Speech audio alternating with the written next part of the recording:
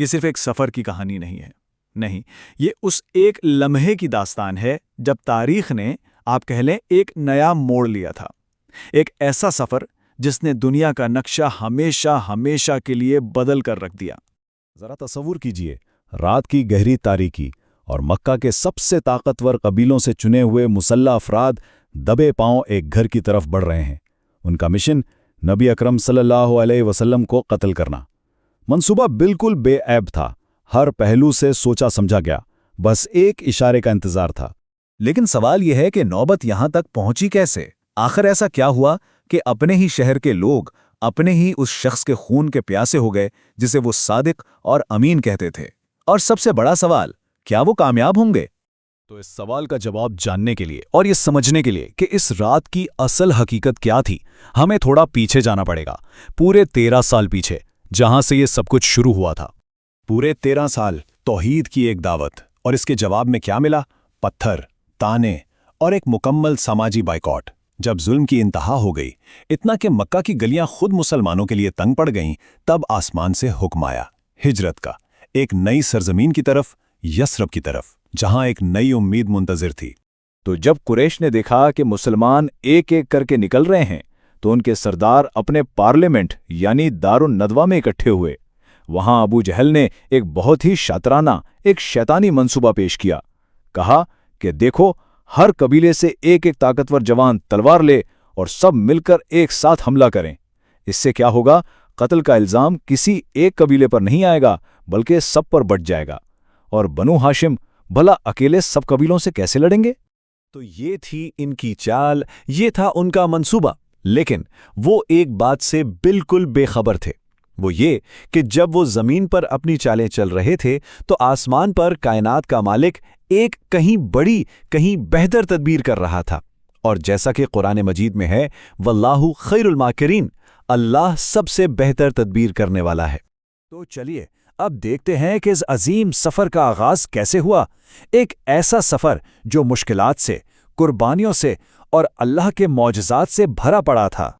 دیکھیں، زیادہ تر صحابہ تو رات کی اندھیرے میں بالکل خاموشی سے چھپتے چھپاتے مکہ سے نکل رہے تھے۔ ظاہر ہے قریش کے ظلم سے بچنا تھا، لیکن ایک شخص ایسا بھی تھا جس نے اعلان کر کے ہجرت کی، اپنی تلوار لہرائی، کعبہ کا طواف کیا اور مشرکین کے بیچ کھڑے ہو کر للکارا، ہے کسی میں ہمت تو مجھے روک کر دکھائے۔ وہ تھے عمر بن الخطاب رضی اللہ عنہ۔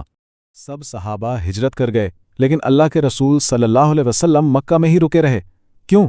پہلی وجہ تو یہ کہ وہ اللہ کے حکم کا انتظار کر رہے تھے، اور دوسری وجہ، اور یہ بات واقعی حیران کن ہے، ان کے پاس انہی لوگوں کی امانتیں رکھی ہوئی تھیں جو ان کی جان کے دشمن بنے ہوئے تھے۔ اور آپ صلی اللہ علیہ وسلم کا کردار دیکھیے کہ ہجرت سے پہلے ان سب امانتوں کو ان کے مالکوں تک پہنچانا ضروری سمجھا۔ یہ تھی آپ کی امانت داری۔ دوسری طرف تھے حضرت ابوبکر صدیق رضی اللہ عنہ۔ وہ تقریباً روزانہ آپ صلی اللہ علیہ وسلم کے پاس آتے تھے ہجرت کی اجازت مانگنے، لیکن ان کے دل میں ایک ہی تڑپ تھی، ایک ہی خواہش کہ کاش انہیں اپنے محبوب دوست، اپنے نبی کے ساتھ سفر کا شرف مل جائے۔ آخرکار ایک دن انہوں نے ہمت کر کے پوچھ ہی لیا۔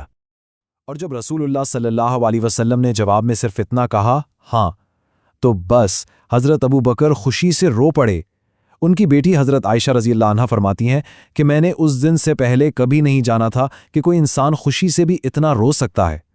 یہ وہ لمحہ تھا جو انہیں کبھی نہیں بھولا۔ اب نبی اکرم صلی اللہ علیہ وآلہ وسلم کو بحفاظت گھر سے نکلنا تھا، لیکن اس کے لیے ضروری تھا کہ قاتلوں کو لگے کہ آپ بستر پر ہی موجود ہیں۔ تو آپ کے بستر پر کون سوئے گا؟ یہ تو سیدھا سیدھا موت کو دعوت دینا تھا۔ یہ جان لیوا ذمہ داری ایک نوجوان نے قبول کی، آپ کے چچا زاد بھائی علی ابن ابی طالب رضی اللہ عنہ، جو اس رات موت کی آنکھوں میں آنکھیں ڈال کر سوئے۔ تو منصوبہ کامیاب رہا، آپ صلی اللہ علیہ وسلم گھر سے نکل گئے، لیکن اب سفر کا سب سے خطرناک مرحلہ شروع ہونے والا تھا، غار سور کا مرحلہ۔ جب قریش کو پتا چلا کہ وہ ناکام ہو گئے تو وہ غصے سے پاگل ہو گئے۔ انہوں نے فوراً اعلان کیا، جو کوئی بھی محمد صلی اللہ علیہ وسلم اور ابو بکر کو زندہ یا مردہ پکڑ کر لائے گا، اسے 100 سرخ اونٹ انعام میں دیے جائیں گے۔ 100 اونٹ آج کے زمانے میں یہ کروڑوں کی مالیت بنتی ہے۔ اس اعلان نے مکہ کے ہر لالچی شخص کو ایک شکاری بنا دیا تھا۔ تو یہ پورا سفر، یہ تقریباً 10 دن کا تھا۔ پہلے دن مکے سے نکلے، لیکن سیدھا یثرب کی طرف نہیں گئے۔ یہ تھی کمال کی حکمت عملی۔ وہ یثرب کے بالکل مخالف سمت میں غار سور میں جا کر چھپ گئے۔ 3 دن 3 راتیں وہیں گزاری تاکہ پیچھے آنے والے بھٹک جائیں، اور پھر وہاں سے یثرب کا سفر شروع کیا، وہ شہر جو جلد ہی مدینہ کہلانے والا تھا۔ اور اس غار کے اندر حضرت ابو بکر کی محبت اور وفاداری کی ایک ایسی مثال ملتی ہے جو ناقابل یقین ہے۔ انہوں نے غار کے سارے سوراخ بند کر دیے تاکہ کوئی موذی جانور اندر نہ آ جائے۔ ایک سوراخ بچ گیا تو اسے اپنی ایڑی سے بند کر لیا۔ اسی سوراخ سے کسی زہریلی چیز نے انہیں ڈس لیا۔ زہر کا درد پورے جسم میں پھیل رہا تھا، لیکن اس ڈر سے کہ کہیں نبی اکرم صلی اللہ علیہ وسلم کی نیند خراب نہ ہو جائے وہ ذرا بھی نہیں ہلے۔ پھر وہ لمحہ بھی آیا جب تعاقب کرنے والے بالکل غار کے منہ پر آ کھڑے ہوئے۔ حضرت ابو بکر پریشان ہو گئے، کہنے لگے یا رسول اللہ، اب اگر انہوں نے اپنے قدموں پر بھی نظر ڈالی تو ہمیں دیکھ لیں گے۔ اس لمحے نبی اکرم صلی اللہ علیہ وآلہ وسلم نے کامل سکون اور توکل سے جواب دیا، لا تحزن ان اللہ معنا، اے ابو بکر غم نہ کرو، بے شک اللہ ہمارے ساتھ ہے۔ ان 2 کے بارے میں کیا سوچتے ہو جن کے ساتھ تیسرا اللہ ہو؟ اور پھر اللہ کی مدد آئی، ایک ایسے طریقے سے جس کا کوئی تصور بھی نہیں کر سکتا تھا۔ غار کے دہانے پر ایک مکڑی نے جالا تن دیا اور ایک کبوتری نے وہیں انڈے دے دیے۔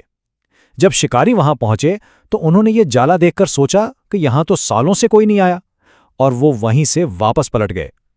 اللہ نے اپنی سب سے کمزور مخلوق سے اپنے سب سے محبوب بندے کی حفاظت فرمائی۔ تو آخر کار یہ خطرات سے بھرا سفر اپنے اختتام کو پہنچا اور ایک سنہرے باب کا آغاز ہوا۔ یثرب اب ہمیشہ کے لیے یثرب نہیں رہنے والا تھا، وہ اب مدینۃ النبی یعنی نبی کا شہر بننے والا تھا۔ اور جب آپ صلی اللہ علیہ وسلم یثرب میں داخل ہوئے تو کیا منظر تھا! پورا شہر خوشی سے امڑ آیا تھا، گلیاں اللہ اکبر کے نعروں سے گونج رہی تھیں، بچے بوڑھے عورتیں مرد ہر کوئی اپنے نبی کی ایک جھلک دیکھنے کے لیے بے چین تھا۔ یہ صرف ایک سفر کا خاتمہ نہیں تھا، نہیں، یہ ایک نئی اسلامی ریاست کا، ایک نئی تہذیب کا سنگ بنیاد تھا۔ لیکن اب ایک بالکل نئے معاشرے کی بنیاد رکھنی تھی، اور اس نئی ریاست کو شروع میں ہی 3 بہت بڑے چیلنجز کا سامنا تھا۔ پہلا، آپسی اختلافات اور قبائلی جھگڑے، دوسرا، علم اور تعلیم کی کمی، اور تیسرا، غربت اور معاشی انحصار۔ اب دیکھیے کہ نبی اکرم صلی اللہ علیہ وسلم نے ان تینوں چیلنجز کو کیسے حل کیا۔ یہ لیڈرشپ کی ایک شاندار مثال ہے۔ جھگڑوں کو ختم کرنے کے لیے آپ نے مکہ سے آنے والے مہاجرین اور مدینہ کے انصار کے درمیان مواخات یعنی بھائی چارے کا ایک ایسا رشتہ قائم کر دیا جو سگے بھائیوں سے بھی بڑھ کر تھا۔ علم کی کمی دور کرنے کے لیے مسجد کے ساتھ ہی صفہ کے نام سے ایک چبوترا بنایا جو اسلام کی پہلی یونیورسٹی تھی، اور غربت سے نبٹنے کے لیے یہودیوں کے بازار پر انحصار ختم کر کے مسلمانوں کا اپنا ایک آزاد مارکیٹ قائم کیا۔ اور اس نئے معاشرے کا دل، اس کا مرکز تھی مسجد نبوی۔ اور یہاں بھی ایک بار پھر حضرت ابو بکر صدیق رضی اللہ عنہ سامنے آئے۔ اس مسجد کی زمین انہوں نے اپنے ذاتی مال سے خرید کر اسلام کے لیے وقف کر دی۔ یہ ان کی قربانیوں کے سلسلے کی ایک اور کڑی تھی۔ تو ایک مثالی معاشرے کی بنیاد رکھ دی گئی تھی، ایک ایسی کمیونٹی جو محبت، علم اور انصاف پر قائم تھی۔ لیکن کہانی یہاں ختم نہیں ہوتی۔ مکہ میں بیٹھے دشمن انہیں کبھی چین سے نہیں بیٹھنے دیتے۔ تو سوال یہ تھا کہ یہ نئی چھوٹی سی ریاست کیا اپنے خلاف جمع ہونے والی طاقتور قوتوں کے طوفان کا مقابلہ کر پائے گی؟